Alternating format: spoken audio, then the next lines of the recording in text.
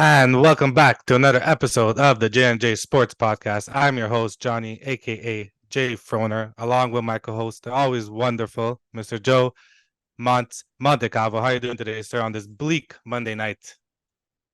Oh, we have Monday Night Football, and then I get to watch a disaster. This is the Edmonton Oilers later, so I'm doing pretty good. You? I'm doing good. Daylight savings time over the weekend, which means we wake up, it's dark. We come home from work, it's dark, which is why I said bleak. But there's always a light at the end of the tunnel, which is sports. So today, on today's episode, Absolutely. yeah, that's it. So on today's episode, I thought we'd go over back to the NHL and talk about some surprises so far in the first month and a bit. What caught our eye, whether it be teams or players. So I'll let you start off as today. And what do you want to go with first? What who has caught your eye so far? For me, it's going to be the Ducks. I mean, right now they're 7-4. Yesterday they were the first team to beat Vegas in regulation. They were down 2-0, scored four third period goals. I mean, you Yeah, just look. McTavish up to has 13 points already to start the year. Frank Vetrano came out of nowhere. yeah. He has 9 goals, 12 points. Ryan Strome has 11 points. I mean, they've looked impressive. They were the worst team in the league last year with 58 points. So, I mean, for me, it's been the Ducks so far. I also saw Verchano. Do you think he could keep this up? Do you think this is going to be like a one hit wonder, or is it going to be someone, let's say, like Carter Verhaeghe, who was in Tampa, who wasn't really well known. There was a lot, good players on that team, but then as soon as he went to Florida, he kept up the production. Do you think he could do the same for Verchano? Because he is 29. I was looking at his stats. He scored 20 goals twice before. I mean, he has 9 and 11 games right now. Like, I don't think he's going Yeah, to keep that pace up, but I mean, he could probably get the 30 goals this year. I mean, the Ducks are looking good. They're a very young team. yeah. So, Like you said, he had 9 goals. Only three on the power play, which leaves six even strength goals, which is really that surprises me a lot. It's obviously harder to score even strength. So yeah, we'll see if we can see if we can keep it up. For me, I'll start at with Jack Hughes. I'm sure. It is a surprise, but not really at the same time. I guess it's a surprise him leading the league. 5 goals, 15 assists, 20 points in 10 games. He recently yeah. got injured, but 12 power play points. The only thing is maybe his faceoffs is at 36%, so he needs to maybe work on that a little bit. But what do you think about him as well? I mean, when you're scoring at that rate, does it really even matter? Yeah, It's 20 yeah, I know. points. You Do you usually have think? spots reserved for McDavid there at the top of the league, But but do yeah, you think if McDavid was playing, do you think he'd be, making he's probably giving a run for his money, I guess you can say? that's it. I mean, McDavid, he got injured. I still think there's something bothering him because he just hasn't looked like himself. I mean, I think he has like 10 points in 8 games so far. But I mean, look, I'm nothing. You're not taking away anything from Jack Hughes. I mean, he has Yeah, 20 points. I mean, not unfortunately he's injured. I mean, it doesn't yeah, look too serious. What I think it's week to week to start. So yeah. Maybe a couple of weeks. We'll see how it yeah, goes. Staying on the topic of Jack Hughes, quick question. Jack Hughes, but it wasn't too long ago that people were calling him a bust. He came out in maybe his third year, I'd say. yeah. At what point do you basically call it quits on a prospect? For example, Lafreniere or Capo Caco. Lafreniere, he's gonna give you 30, 40 points, maybe 20 goals. So I guess you'd call him a bust because he was a first. But how about Capo Caco? Is this his last year? What do you think? Well, I mean, like first overall picks, guys picking the top five, even top 10, I think just naturally you're going to give them a longer leash just based on the potential and where they were drafted. You also have to remember, like the NHL is not like it's not like the NFL where guys are coming in at 21, 22 years old. They're already like mature and ready to step in. So, I mean, you're drafting guys who are 17, 18 years old most times, so it'll Yeah, take them a while to develop. And I mean, look at Jack Hughes. Like he's finally yeah, playing like a first overall I, pick. I mean, not everyone's going to be a McDavid, a Crosby, yeah, a Ovechkin. exactly. I Yeah, feel like everyone thinks like that. Like Jack Hughes is the yeah, proper way someone, when you draft an 18-year-old, yeah, how it goes. All right. So next up, I know you want to talk about the Red Wings. What do you have to say about them? yeah. The Red Wings. We mentioned it on the podcast last week. They're 7-4-1. They're second in the Atlantic behind Boston. I mean, Dylan Larkin, 17 points. The Yeah. Brinkat, huge addition, 9 goals, 14 points. He has slowed down a Seider, little bit though, the Brinket. yeah, yeah. Past four games. I I think think he he had has eight one goals in. assist. Yeah, I think he had 8 goals in the first 5 or 6 games. I mean, Yeah. Seider again. 11 points. What's caught my eye is actually James Reimer as a backup. He's sporting on 152 goals against averages and 944 save percentage. He's won him a few games. So, I mean, is it sustainable? Because that's a pretty tough division with the It is. Tampa, Boston, Toronto, Florida. You figure is probably gonna start Come winning a back. bit. Yeah, I think so. I think they could keep it up. Honestly, I do. Teams like we mentioned before, Anaheim, I'm not too sure if they can, but I Yeah. have faith in Detroit. Another team we want to talk about, we both love our Vancouver Canucks. Well, Um, uh, I wouldn't say I love yeah, the I know. Yeah. Canucks. All right. But they're playing well. I'll start off with Quinn Hughes. I'm a big Quinn Hughes fan. I always loved him since he came into the league. Yeah. Newly appointed captain as well. Starting off great. I mean, he always gets his points, but I mean, so far, I mean, he has 4 goals, 12 assists in 11 games, over Yeah, a point per game. As a he, defense, he leads all defensemen by far. it's ridiculous. Yeah. 24 minutes time on ice on average. But the thing that caught my eye the most was a plus 14, plus fucking 14. I mean, Especially considering them last yeah. year.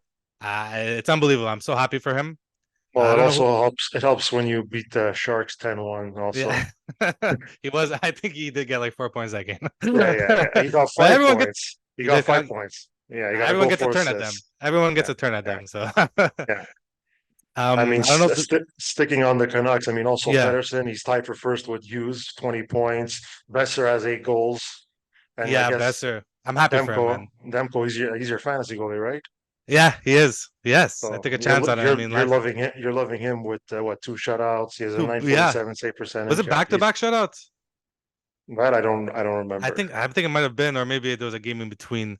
Yeah, he's Yeah, rocking a 6.2, 1.56, yeah. 1.56, excuse me, goes against average and 947 save percentage.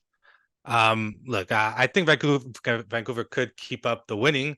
Can he keep up these numbers? It's going to be quite difficult. Unlikely, but I also find the Canucks have really underperformed the last few years. So I Yeah, think I don't think they're this 8-2-1 good, but they're definitely a playoff team in my eyes. yeah. We'll see how they go and how that division goes. I mean, obviously Edmonton Oilers. We'll see if they could come back.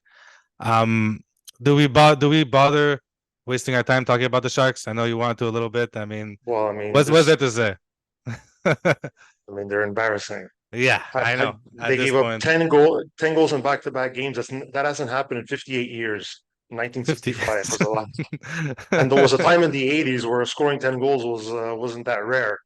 I That's mean, true. That's true. Goalies were in the yeah, best just back then, embarrassed. right? They got 55 goals against in 11 games. It's Yeah.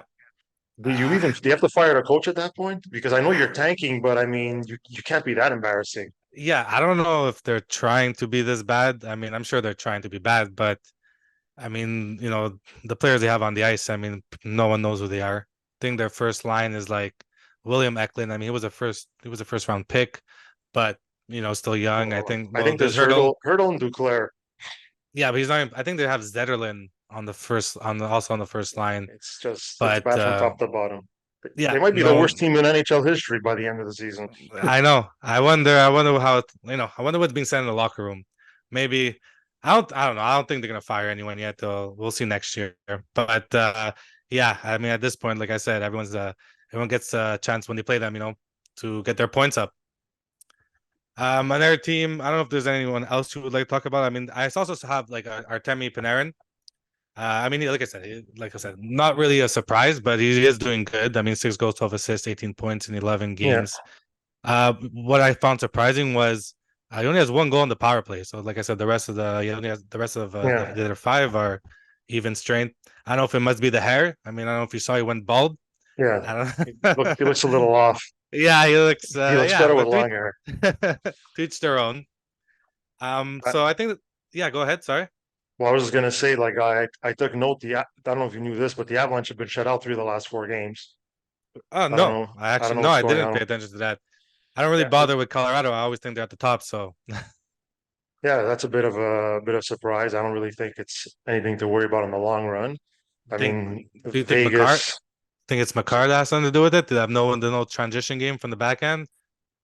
Well, no, I just think I don't know. It could be anything. It's a fluke, Yeah, maybe. But I mean, they're pretty healthy on the back end. I know McCarr got injured, I guess, in the Buffalo game, but it didn't turn out to be anything serious. He came back yeah. the following game. Yeah, but yeah, I guess we'll see. I mean, shouldn't be worried about them, right? I mean, we both hate this team, Vegas, but I guess you got to give them a shout out. 11-1 Uh, and 1, and I mean, yeah, Aiden Hill took the hockey world by storm last year with a surprise performance in the playoffs, won the cup, and this year all he's done is followed it up with a 6 wins, just one overtime loss, and he has what, a 181 goals against average. So yeah, he's been great for them. yeah. Pains me to say, but yeah, fucking hate them. But yeah, they're doing good. Yeah, they Can't are. complain. I mean, obviously, there's another team we want to talk about, which is your Edmonton Oilers, but we will save that for another day. We'll have a whole episode on them Yeah, next yeah, time. we're planning another podcast this week where we'll go more in depth on the Oilers and yeah, but it hasn't been good. There's Yeah, 2-7-1. They're look at their goaltending save percentages are 861 for Skinner and 873 for Campbell. So that's not winning you any hockey games at all. yeah, it's not all their fault, Yeah.